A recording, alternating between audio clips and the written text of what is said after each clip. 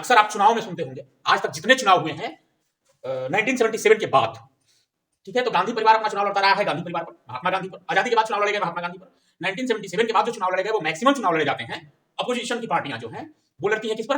कर्पूरी बाबा, लोकनायक जयप्रकाश नारायण, राम मनोहर लोहिया। केंद्र की मोदी सरकार ने 23 जनवरी 2024 को ये घोषणा की कि 24 जनवरी 1924 को जन्मे कर्पूरी ठाकुर के 100वीं जयंती के अवसर पर हम उन्हें यानी भारत सरकार कर्पूरी ठाकुर को भारत रत्न देने जा रही है। और इस खबर के बाद पूरे बिहार की सियासत में भूचाल मच गया। अभी स्थिति यह है कि गठबंधन टूटेगा, रहेगा, आएगा, जाएगा, नीतीश कुमार किधर जाएंगे, बिल्कुल हलचल मची हुई है पूरे बिहार के सियासत में।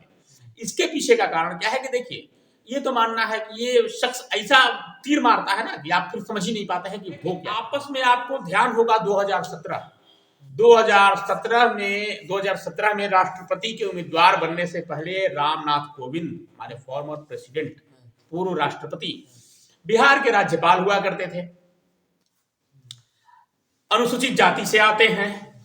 पीएम मोदी ने क्या किया कि उनको उठा करके और राष्ट्रपति उम्मीदवार घोषित कर दिया।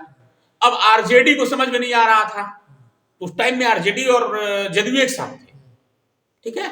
अब वहां फंस गया मामला। जेडीयू बोली कि हम भाई इनका विरोध रामनाथ कोविंद कर ही नहीं सकते हैं। पहला चीज की बिहार के राज्यपाल रहे हैं, दूसरा चीज की एससी कैटेगरी से हैं। आरजेडी बोली कि हम बीजेपी के कैंडिडेट को समर्थन नहीं कर सकते हैं। इस पर दोनों में खटपट हुआ और 2017 में गठबंधन टूट गया। जदयू फिर नीतीश कुमार फिर कूद करके आए बीजेपी के बारे में। इस बार भी एकदम सेम गेम कर दिया ये बंदा। कर्पूरी ठाकुर के नाम पे बोल दिया कि हम तो भारत रत्न देने जा रहे हैं। अब स्थिति ये है कि जदयू इसका समर्थन भी नहीं कर सकती, विरोध भी नहीं कर सकती। पहला चीज है कि ओबीसी को इसने साथ दिया, क्योंकि ये नाई समाज से है।